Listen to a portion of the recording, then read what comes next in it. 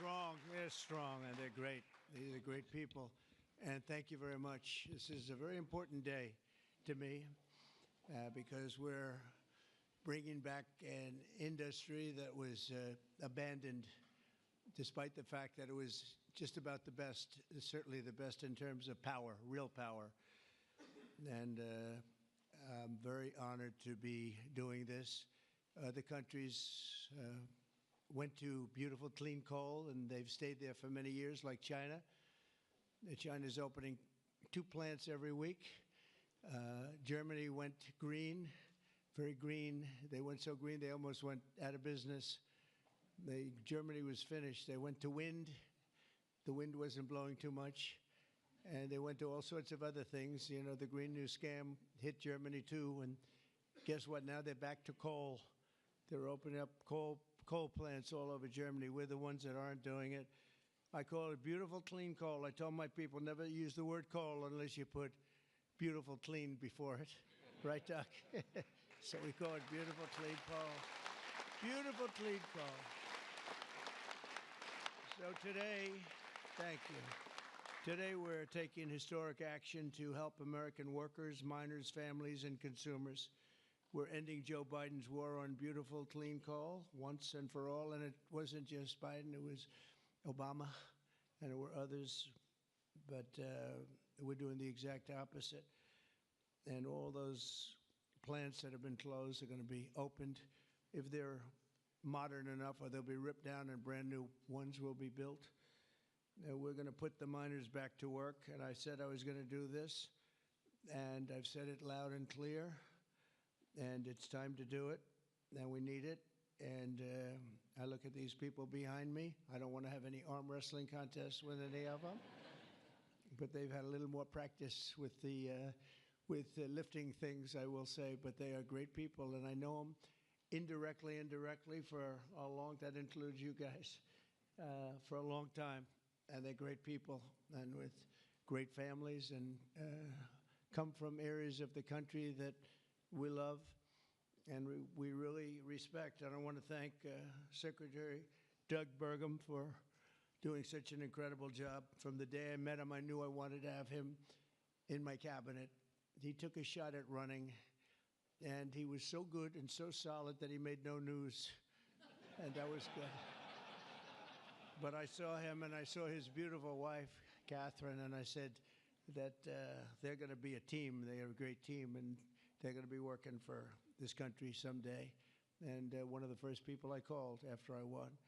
So thank you very much. And along with the Energy Secretary, Chris Wright, and I was going to make Doug actually the Energy Secretary.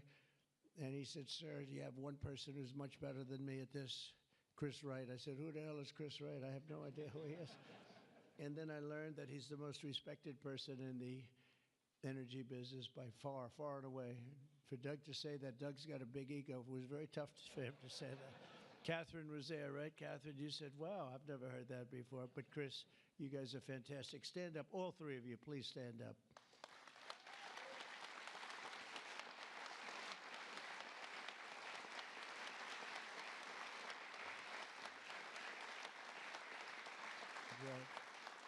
That's a great team. It's no better team than that. And they're going to produce energy the likes of which nobody's seen before. You know, we need to do the AI, all of this new technology that's coming online. We need more than double the energy, the electricity that we currently have. You take all of the electricity in the country right now for houses, for buildings, for everything.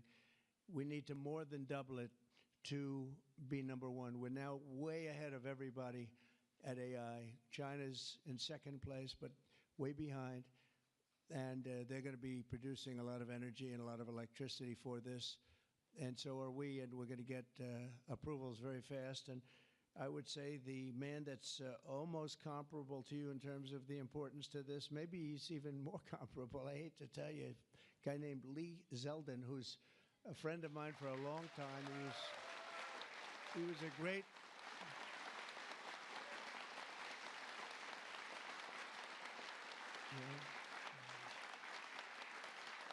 Lee was a great lawyer, and he ran for office, and he won immediately.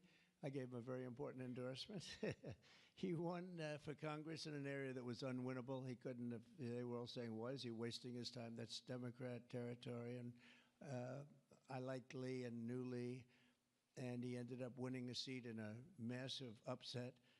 Nobody knew what happened, actually, and then he was there for a long time. How many years were you there? 8. 8 years.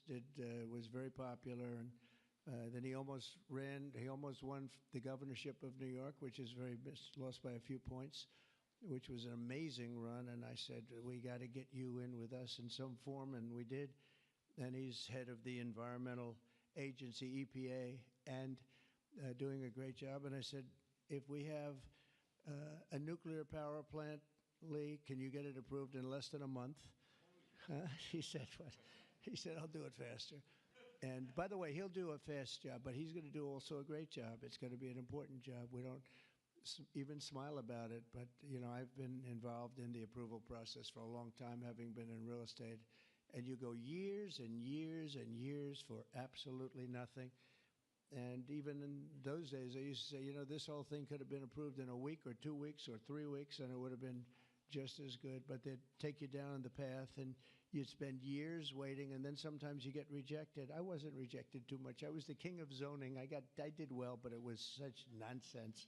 It was so terrible. The process was so terrible. But this is the big leagues now, and he's the head person in the whole country, and I appreciate it, and I appreciate you doing it. And already they're respecting you very greatly. So thank you very much, Lee. Great job.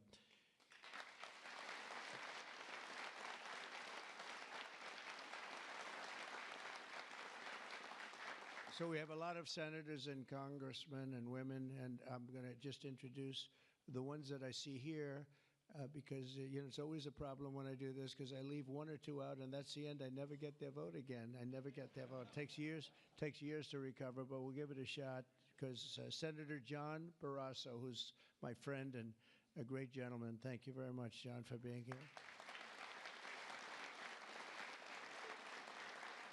Thank you, John. Cynthia Lummis, fantastic woman who believes like I do, and she believes like I do in these people, right? She believes in them maybe even more than I do. That's pretty good from day one. Thank you, Cynthia. You're doing a fantastic job. Kevin Kramer, my friend. Where is Kevin? Because Kevin, I think he was here because he had a problem, and I just will pay my respects. He wanted to be here so badly, but he had a difficult problem that he's working through, and we all love Kevin. John Hoven. John, thank you very much. Thank you very much.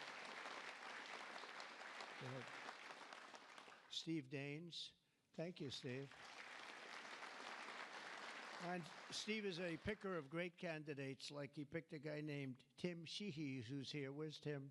Where is Tim? Thank you, Tim. And Tim Sheehy has turned out to be a wonderful senator, and that was your pick.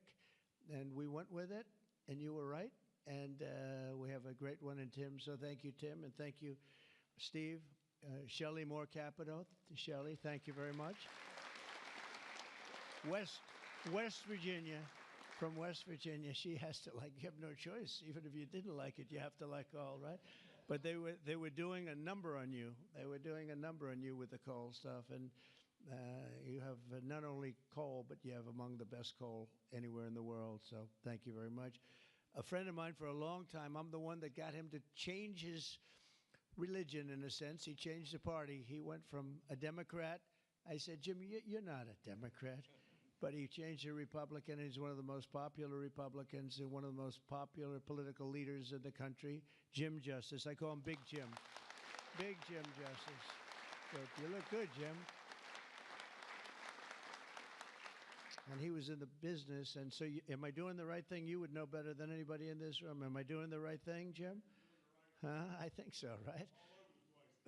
Thank you very much, Jim. Cindy Hyde-Smith. Cindy, thank you, hon. Very good. Good job. People are going to be happy. And all friends of mine. Mike Lee. Mike, thank you very much. We have a lot of people from Congress, congressmen and women, representatives. Morgan Griffith. Morgan, thank you. Thank you very much. Bruce Westerman. Bruce, thank you, Bruce. Bob Latta. Bob Latta. Thank you, Bob. Good job. Troy Balderson. Troy. Haven't seen you in a long time since that early race. I endorsed him before anyone knew who he was, and he ended up winning. That was another surprise, right? That was a long time ago. Yep, you're doing a great job. Thank you very much, Troy. Carol Miller. Carol, thank you. Carol, West Virginia. Riley Moore. Riley. Hi, Riley. Thanks. Mike Boast. Mike, thank you very much. Troy Downing. Troy, thank you. Oh, he has something. What is it, coal? Is there coal in that bag? Huh? Even better, it's clean coal. I like it. I'll take it right now. Thank you very much. Hal Rogers. Hal, thank you. Thank you, Hal. Andy Barr. Thank you, Andy. Good luck with everything. I hear good things. Troy Downing. Troy, thank you. Thank you. Thank you. Thank you very much, Troy. Hal Rogers. Oops. Harriet Hageman. Harriet. Hi. How are you, Harriet? We just left Harriet. This is one of the finest attorneys you will ever see. I have seen her in action, and she is brutal. I never want her against me, that I can tell you. Dan Muser. Dan. Thank you, Dan. Thanks, Dan. Good job you're doing. Wesley Hunt, my friend, too. Wesley, great. I love your commercial. Pete Stauber. Pete, thank you, Pete. Great hockey player he was, right? Great hockey player. And a great gentleman just broke the record of Wayne Gretzky. The great one is Wayne Gretzky, but we have another great one, too, huh? Just broke the record. It was great. Governor Greg Gianforte. Greg, nice seeing you. Good, Greg. Thank you very much, Greg. Bill Lee. Bill, thank you very much. Patrick Morrissey, West Virginia, just got elected. Mark Gordon. Mark, thank you. Thank you very much. And we have a lot of others, and I'm in trouble because I don't know. I got 5 or 6 others that I see quickly, but I'm just not going to do it. Don't hold it against me because we have to get back to the most important people in the room, these people. You know that, right?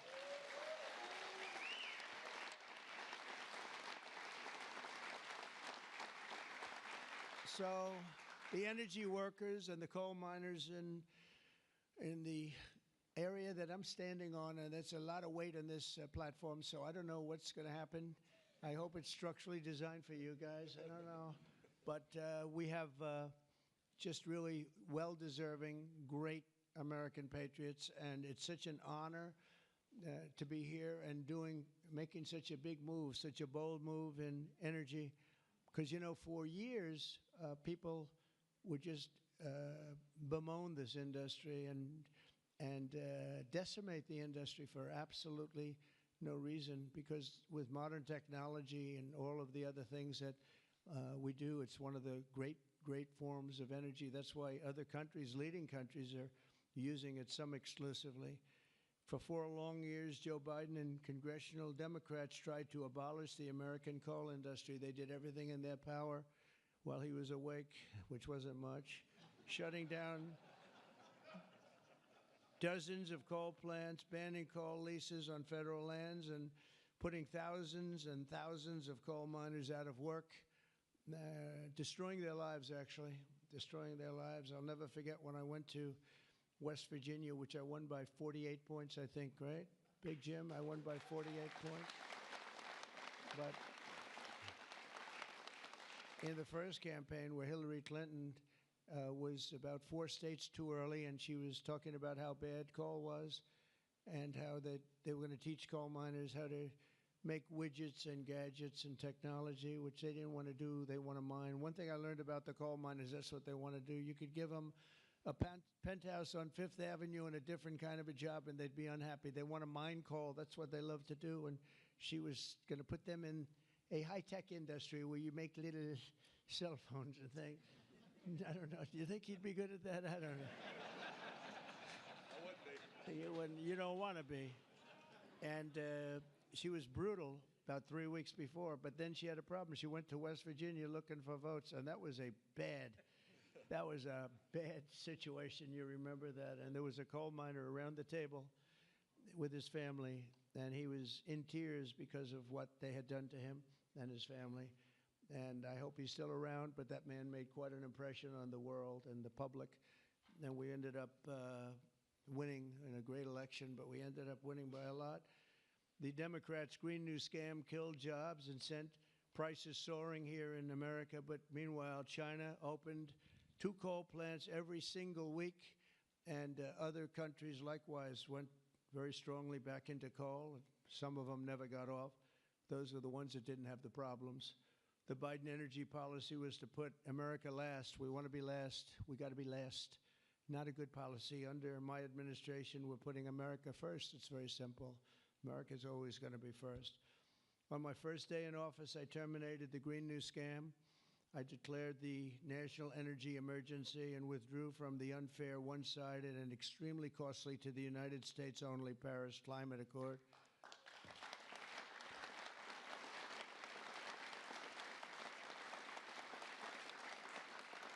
You know, under the Paris Climate Accord, we had a terrible situation. We would have paid over $1 trillion. Think of it, over $1 trillion. And Russia was paying almost nothing. Russia had a 1992 standard. China was paying nothing. China didn't kick in until 2035. This was 5 years ago. So they didn't kick in for many years. India had no standard whatsoever. But we had the highest standard you could imagine, and we had to start paying from day one, and we had to pay lots of money. We paid for everything. So I was not a big fan of the Paris Accord, and I let it be known, and I got out of it early. Then they went back into it, and now we get back out of it. And hopefully we can be there for a long time, okay? A long time, because it was a scam to take money away from the United States and actually hurt us very badly with coal and with other things. Now, under the executive order that I will sign in a few moments, we're slashing unnecessary regulations that targeted the beautiful clean coal. We will rapidly expedite leases for coal mining on federal lands, and these 2 gentlemen are going to do a real job of it. You've already started. And we'll streamline permitting. We will end the government bias against coal, and we're going to unlock the sweeping authorities of Defense Production Act, the Defense Production Act, to turbocharge coal mining in America. They made it impossible. You actually, I know a friend of mine has a plant. He said, you know, it's a shame. I'm ripping it down and I'm replacing it with another form of energy. I won't tell you because it's also very good, but it's not as powerful as this. He said, you know, the plant I'm building, the new plant, is literally half as good. It's no less, you know, it's not probably even as good environmentally, but he said it produced half the power for more money, much more money. It'll never compete with that beautiful plant I have down the road, which was really a modernized coal plant. Well, he'll be happy to know that he can open that plant up very quickly, and it's going to produce a lot. But he was complaining. He said, this is so much better. He wasn't doing that as politicking me. He was doing that because that's what he felt. And he knew every form of energy. We talked about that. He knew every form of energy. But our government is going to do something that's very different, and I don't think even you two know about this. This was my idea from about 15 minutes before I got up here. We're going to guarantee that we have a strong business for many years to come, that your coal companies and your miners don't get all excited about their jobs, and then should a radical left liberal become president, they end the business right away, and somebody's built a plant and spent hundreds of millions of dollars in building a plant, and the plant is going to be closed because a Democrat got in or a liberal got in. They're opposed to coal, and Republicans are very much for it. Clean coal. And we're going to give a guarantee that the business will not be terminated by the ups and downs of the world of politics. So should somebody come in to this very important office and say, oh, well, you spent hundreds of millions of dollars and you guys have given up your life because you want to be in coal, and then all of a sudden you don't have a life anymore because it's what you know the best. That's not going to happen. We're going to give a guarantee that it's not going to happen, so that if somebody comes in, they cannot change it at a whim. They cannot just going to go. They're going to have to go through hell to close you up. All right, so that's pretty good. We're going to give that in the form of a guarantee that we're writing on right now structurally and from a legal standpoint. So your investments are going to also be protected.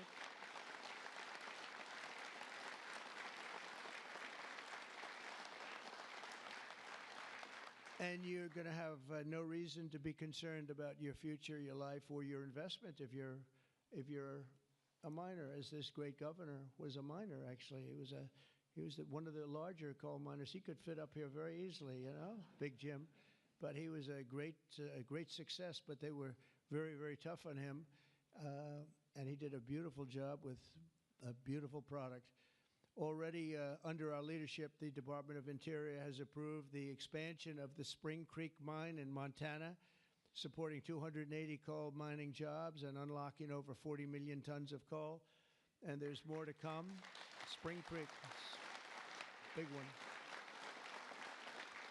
And there's more to come in the states of Wyoming, Alabama, Utah, North Dakota, and many others. West Virginia, I can't believe they didn't put West Virginia down. It's lucky I mentioned that, right? Can you imagine if I didn't mention West Virginia? I would have been in big trouble. They didn't mark it down here. It's good to have a president like that can pick that up, right? You think Joe Biden would have picked that up? I don't think so. Gee, they didn't mention West Virginia. I don't think so. I don't think he'd be standing up here either. The value of untapped coal in our country is 100 times greater than the value of all the gold at Fort Knox. And we're going to unleash it and make America rich and powerful again. Under this order, I'm also directing Secretary Wright to use billions of dollars in federal funding to invest in the next generation of coal technology, which is an amazing technology in terms of getting the full potential of coal and also doing it a very clean, environmental way. Pound for pound, coal is the single most reliable, durable, secure, and powerful form of energy there is on Earth today. It's a big statement. You never hear those statements, you know. You've never heard that before from a politician, have you? Well, maybe from that politician, but not from not too many. But that's the way it is. I say it again. Pound for pound, coal is the single most reliable, durable, secure, and powerful form of energy. It's cheap, incredibly efficient, high density, and it's almost indestructible. You could drop a bomb on it, and it's going to be there for you to use the next day, which you can't say with any other form of energy. You're virtually indestructible. Most importantly, we have more of it here in America than anywhere else on Earth. We have more coal than any other country. You go to Australia, they have fantastic amounts of coal. You know who they sell it to? China. They sell it to China. They're nearby. They sell a lot of it to China. But we have more than anywhere else on Earth. We also have more liquid gold than anywhere on Earth. So we're really an energy behemoth, but we're unleashing that also. That's going to be another part. But I didn't even want to mention that. It's not down here because I didn't want to mention today is about clean, beautiful coal. So I'm going to give this to you. This big guy. Should I give it to him? Yeah. You take that. Thank you, Mr. President. Okay.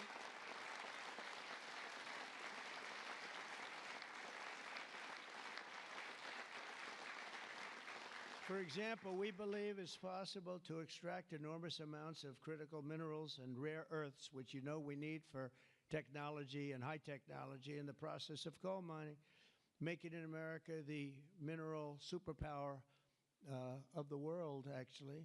In addition, I'm instructing the Department of Justice to identify and fight every single unconstitutional state or local regulation that's putting our coal miners out of business, and we are withdrawing all of those objections from our government today. It's all being withdrawn. So all of you people that have been fighting for your lives, we are withdrawing all of that today. We have excellent lawyers, excellent. Have you noticed that lots of law firms have been signing up with Trump?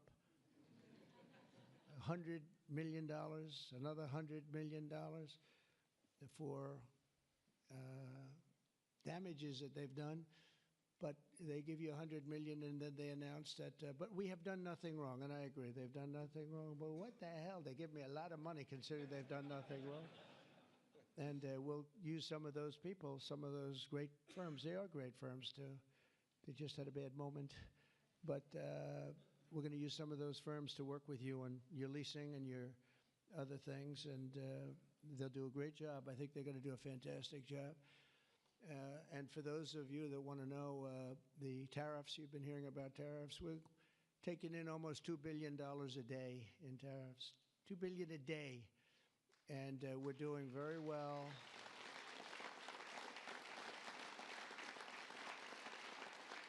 And we're doing very well in making, I call them tailored deals, not off the rack. These are tailored, highly tailored deals. Right now, Japan is flying here to make a deal. South Korea is flying here to make a deal, and others are flying here. I mean, my only problem is I'm not sure I have enough. We're going to have to use those great law firms, I think, to help us with that. But we're going to probably do that, actually. We're going to use them, and we're getting them for the right price because we need a lot of talent. We have a lot of countries coming in that want to make deals. If I told them about making those deals 2 years ago or 3 years ago or 5 years ago, they'd be laughing at us. Now they're all signing up. Mike, you know that. So it's going to be a great thing, but we're think of that, $2 billion a day. That's a lot of money. That's a lot of money even in the coal business, isn't it? Huh? It's a lot of money. And America's going to be very rich again very soon. You're going to see that happening. You see it all along. And it's so that whole situation that, you know, it was somewhat explosive. But if we didn't do that, we wouldn't be talking the way we're talking right now. It's been amazing what's happened. Sometimes you have to mix it up a little bit, but we've had great consideration. We've had talks with many, many countries, over 70. They all want to come in. Our problem is can't see that many that fast. But we don't have to because, as you know, the tariffs are on and the money is pouring in at a level that we've never seen before. And it's going to be great for us. It's going to be great for other countries. We've been ripped off and abused by countries for many years with the tariff situation. They've used tariffs against us. We didn't use tariffs against them or in any way. I mean, we just didn't use them of any monumental proportion. And so we are doing it now. We have tariffs on cars. We have tariffs on lumber, tariffs on steel and aluminum. Steel plants are going up because of it all over the country. We have 25% tariffs on steel and aluminum. And I think the steel workers like me even more than the coal miners like me. I'm pretty sure that that's true. We have, instead of having no steel business, I put them on originally in my first term. We wouldn't have had one steel mill in the United States if I didn't do that. And now we upped it, and we not only are we taking in a lot of money, but we're protecting our workers, our steel workers. We're protecting our steel industry. And one thing you know, that steel and things like steel you need because you need it from a defense standpoint. You need steel for your tanks and your planes and your everything. And certain industries you can get away with not having, but others you need, and steel is one you need. So I want to let you know that's in full force and effect. And literally as we speak, I spoke to executives in the steel industry over the last few days, and they're all coming in to build plants in the United States of America because if you build them in the United States, you have no tariffs to pay. There are no tariffs to pay, zero. If you build them outside using outside labor and hurting our businesses and you send your product in, you have to pay a price for that, and they will be having tariffs, as you know. It's an amazing thing. This has been something used against us for many years by other countries, China in particular, but others, not just China, others, and taken advantage of us, ripped us off, and left us for dead, frankly. And I believe if I didn't become your president, I believe that this country would have had problems like they've never had before because it was serious damage in so many other ways, not only the border where people came rushing into our country from prisons and jails and mental institutions, murderers, drug dealers, and some vicious, vicious criminals. 11,088 murderers came into our country. We have to get them out. We're getting them out. 11,088. Of that number, committed murder on more than two people, and this is what they allowed into our country with their open border policy of lunacy. And we're taking care of that just like we're taking care of you today. We're taking care of that. I want to thank Kristi Noem and Tom Homan for doing an unbelievable job. The whole thing is the job they're doing is incredible. It's really an unforced error. It should have never happened that we have to be spending such time and resources, Mr. Senator, right, on getting people out of our country that shouldn't be here. I mean, literally from mental institutions, insane asylums were opened up and emptied into our country. Prisons from all over the world, not just South America, prisons from, think of this, from Africa, the Congo, a lot of people from the Congo, prisons in the Congo, prisons from Asia, from all over were opened up. And I knew that when I heard it was an open border policy. I said, if you do that, every country is going to be dumping people that they don't want into our country, and that's what's happened, but we're cleaning it out. And the courts, we had a good decision, as you know, from the Supreme Court allowing us to do that. We have judges that didn't want us to do it. We have judges that wanted the very evil gang members from Trendy, Iroquois, and MS-13. They didn't want them taken out of the country and put in very powerful prisons. When you look, you've all seen those clips, pretty amazing clips. But I want to thank El Salvador. They've done an incredible job. But we've been fortunately winning those cases. But we have judges that are out of control that say, oh, bring them back, bring them back. We don't want them back. We don't want them back. Can you imagine? You spend all of that time, energy, and money on getting them out, and then you have a judge that sits there, a local judge who sits there, federal judges, sit there and says, no, bring them back. One was brought back, or they want to bring him back because he wasn't a member of Tren de Aragua. He was a member of MS-13, which is just as bad. So they misidentified him, but it sounds to me like he was a member of MS-13, so they want him brought back because he wasn't treated properly. It's we got to be smart. Our country's got to get a lot smarter than it is, but we have to give the people that are empowered to do this kind of work, and it's not pleasant work. We have to give them the option of making our country great again, and that's what they're doing. And I have great respect for those people, and they're doing it out of love. They could get a much easier job. They're doing it out of love for our country. It's so important. Just like I'm doing this with coal today for love for our country.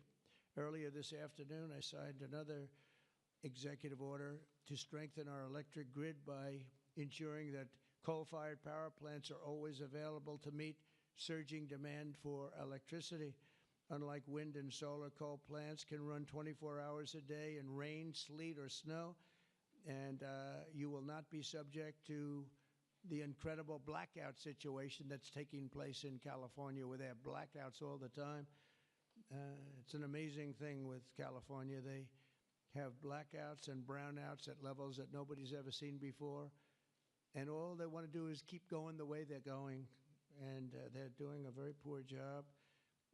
As you probably heard, I released billions of gallons of water going in from upstate California, from the most northern parts of California. Probably comes in from Canada to a certain extent. Thank you very much, Canada. We appreciate it.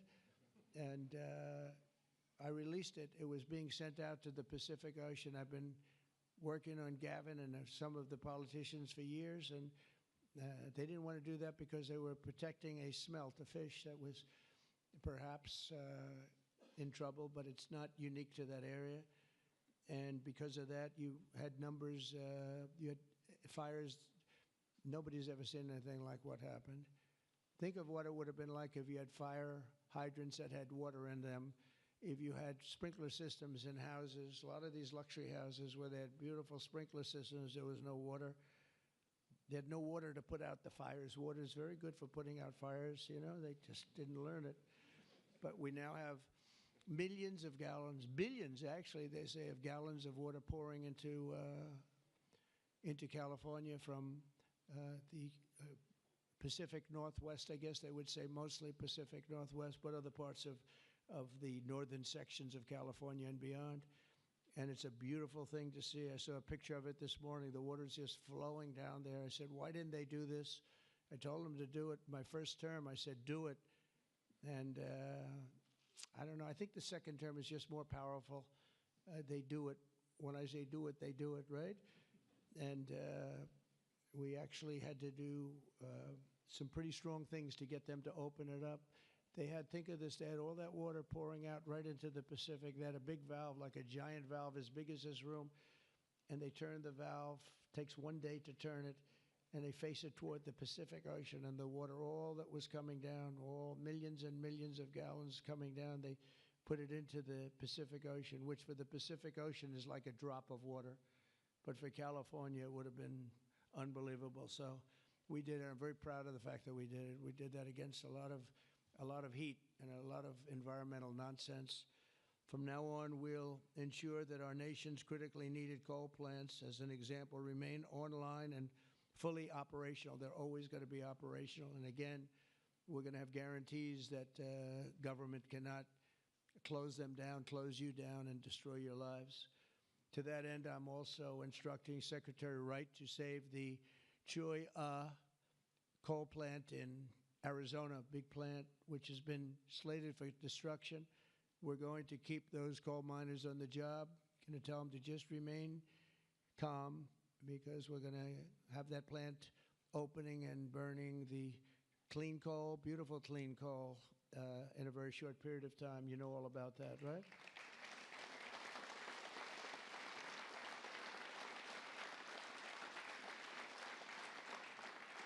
That's a big one. As part of our historic deregulatory efforts this afternoon, I'm also granting immediate relief to 47 companies operating 66 coal plants, very big ones all over the country, recusing and making them available for coal production almost in the immediate future. But we're going to be crushing Biden-era environmental restrictions. These are restrictions that made it impossible to do anything having to do, frankly, with energy, even beyond coal. It's really beyond even coal. We have clean air, we have clean water, and now we have clean coal. And at the same time, we're going to do other things and other forms of technology and also energy, like our country has never really seen before and never been known to do before, because of all sorts of restrictions having to do with the Green New Scam, which, by the way, was devised by somebody that never even studied. You know that? They never even studied anything to do with the environment. It was a young congresswoman. She came up with the idea. And based on that, I guess we only have, well, actually, we should have all been gone, because they gave us only a few years left on Earth, right? Right, Greg? We were going to be gone. We're all going to be gone. The environment. No, what they have to worry about is the nuclear heat. They don't have to worry about environmental heat. They have to worry about nuclear heat. And if we're smart, we're working on that right now with others having to do with Iran and some other countries. But that's the heat you're going to have to worry about. You don't have to worry about the air is getting warmer. The ocean will rise 1/4 of an inch within the next 500 to 600 years, giving you a little bit more waterfront property. They say this is going to, these guys can handle that. The nuclear we have a bigger problem with, right? So we're going to make sure that that's safe. We're going to make sure that that's safe. With us today are some of the amazing workers who will benefit from these policies, the policies that we're doing and so proud of doing, including Jeff Crow, a miner from West Virginia. Jeff, would you come up and say a few words? Jeff? Come on up here, Jeff.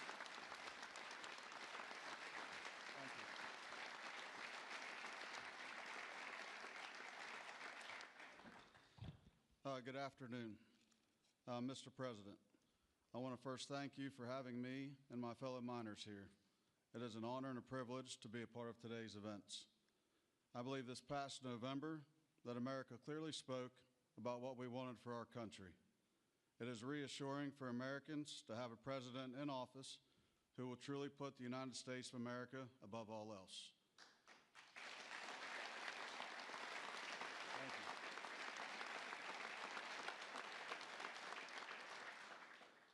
With putting America first, You have spoken numerous times about energy independence. I believe most don't understand the importance of that. Coal is one of the major factors in energy independence and accounts for a large portion of America's energy. Coal is one of the most reliable and cheapest forms of electricity. For too long, coal has been a dirty word that most are afraid to speak about. Most of those that would speak negatively about coal do so from an uneducated standpoint. Many are unaware of the engineering and technology that are used in today's mining to create a clean, energy-efficient product. All of this is done while using the safest practices in the industry. Speaking for West Virginia, coal provides approximately 50,000 jobs for those that work in the mines and the businesses that support them. It also accounts for over 50% of West Virginia's export product. To name a few, we employ engineers, teachers, physical therapists, accountants, truck drivers, high school and college graduates. All of these occupations and graduates have turned to the coal industry to provide a better way of life for them and their families. Everyone in our industry works long hours and days to provide a reliable energy product, and too many times it goes unnoticed. I've personally worked in the industry for 23 years. I choose to do this daily to provide my wife and children with the life that they deserve. Prior administrations have done all they could to eliminate the coal industry. Sorry, one second, I'm getting there. In my opinion, they have done so with an unethical and uneducated approach. But we are still strong, we are still here, and we are still needed in order to make America great again.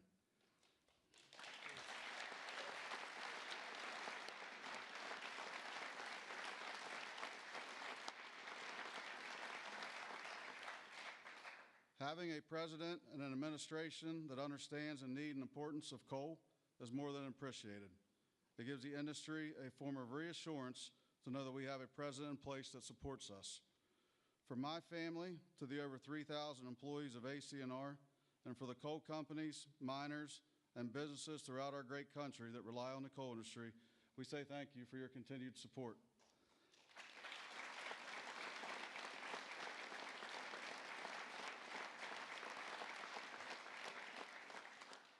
I personally thank you for what you do for our country and for our industry. It has been my pleasure to be here today to help you usher in the golden age of America. Thank you. Thank you. Appreciate that. Thank you.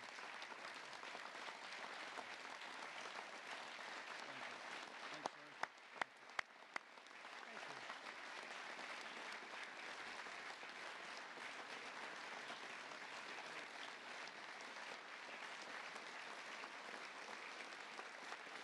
You did a good job. Let me have that speech. I want to have that. You know, I had a couple of good lines in there when I came up. No, actually, what I want to do, I'm going to sign it for you because I mean, he worked hard. Look at it, and look how good his eyes must be to read that. I lost it once. And hopefully you can sell it tonight for a lot of money. No, sir, I'll keep that one.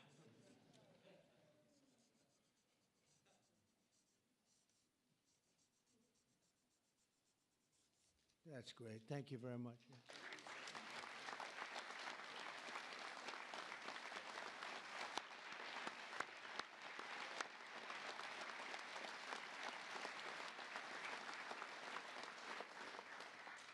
Thank you very much, Jeff. And also with us is Tony Campbell of the East Kentucky Power Cooperative. And Tony's quite a gentleman and very respected in the industry. Come on up, Tony. Thank you.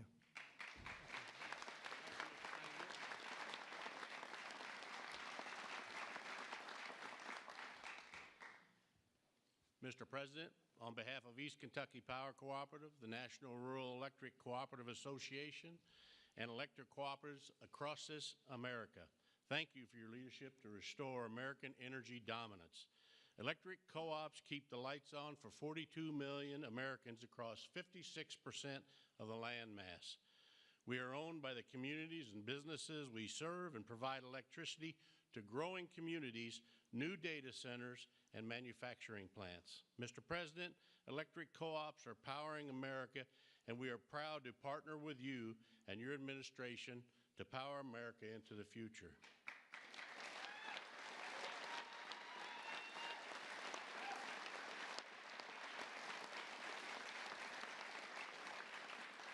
electric cooperatives in Kentucky understands the importance of reliable, affordable, and American-made energy, especially coal and natural gas.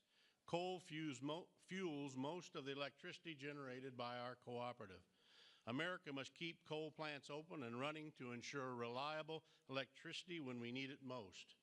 To meet growing demand over the next decade and ensure fuel security, America will need more always available electric generation power, such as coal. And we want to recognize the hardworking American men, women that support our mission. To all America's line workers, our coal miners, thank you for your dedicated service to our country.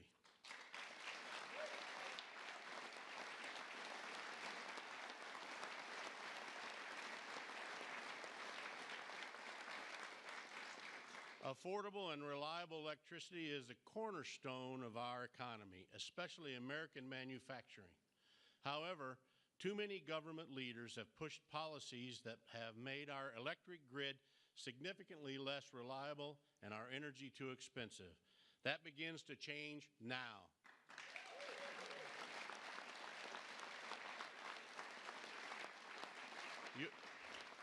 Your actions today will prevent the premature closing of essential power plants and help us meet tomorrow's energy needs. And they will help us continue to deliver reliable, safe, and affordable electricity. Mr. President, thank you in particular for providing immediate, much-needed relief from the Biden EPA regulations that would force the shutdown of critical coal units.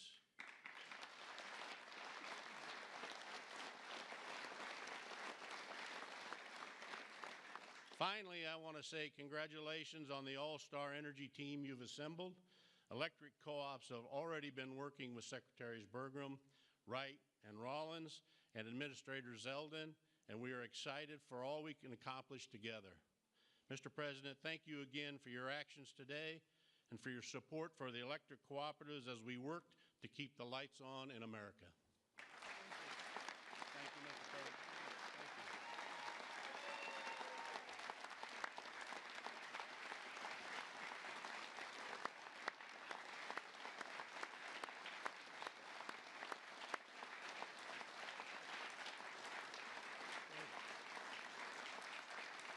Thank you, Tony. Thank you very much, Tony. Appreciate it. Every day under the Trump administration, we will continue to lower costs for American families, create jobs for American workers, and very importantly, unlock unlimited amounts of affordable American energy, including, as I said, and I'll say for the last time, beautiful, clean coal. Our country is blessed.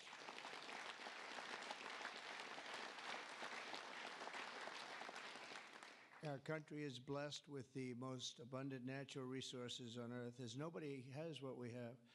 And we're going to use it, too. We're going to use it in a very responsible way. Together, we're going to tap that magnificent potential to give our people the glorious future that they deserve, better than they've ever had in the past. I mean, they had a good future. If you look 20 years ago, they thought they had a good future, and it was ripped away from them, torn away from them with nonsense. And we're not going to let that happen. This is going to be a glorious future for them. And I want to thank everybody for being here. And I want to thank you and you and you and that whole group and our senators, by the way, and our great congressmen and women for being here in such a large number, because you've been helping us make these decisions. These are big decisions, and this is a really big one. And this is one that's going to be, I think we're going to look back and with great pride at what we've done today, not just in putting people to work, but at really reawakening our country. And thank you very much, and thank you all for being here. Thank you very much. Thank you very much.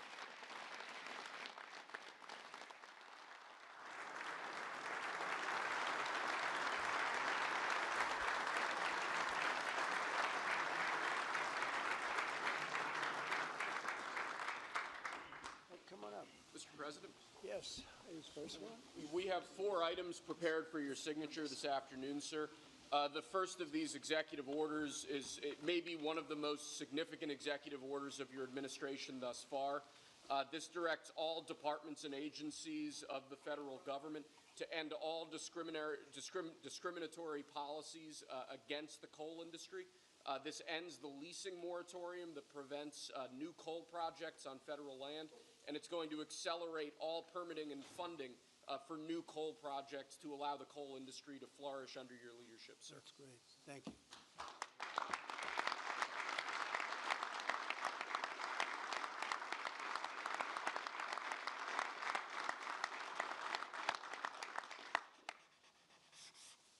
Okay.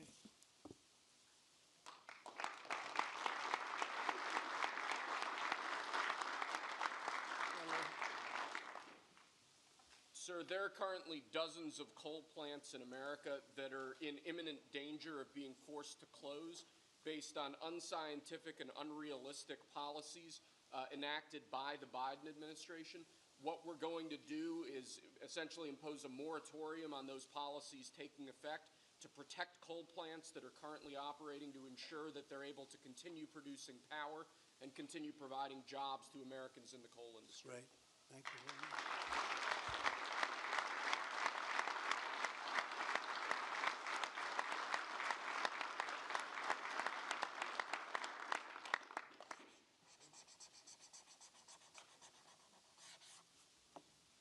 Okay.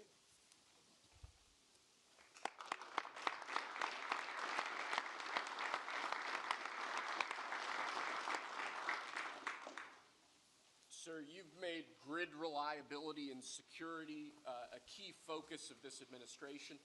This executive order is going to promote grid security and reliability by ensuring, in part, that our grid policies are focused on secure and effective energy production and energy transmission, as opposed to woke policies that discriminate against secure sources of power like coal and other fossil fuels.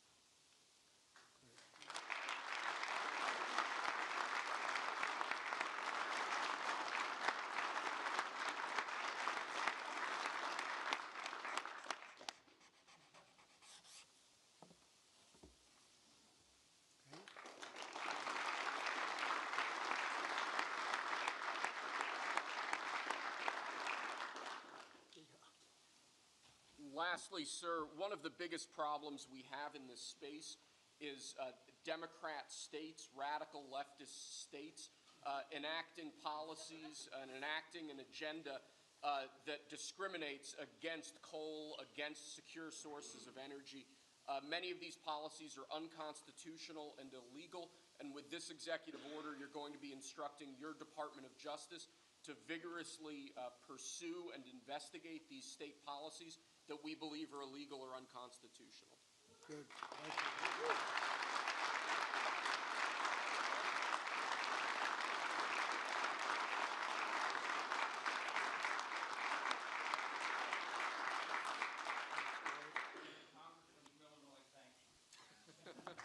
Thank you very much. Great job. He went to Harvard when Harvard was good. It was a while ago.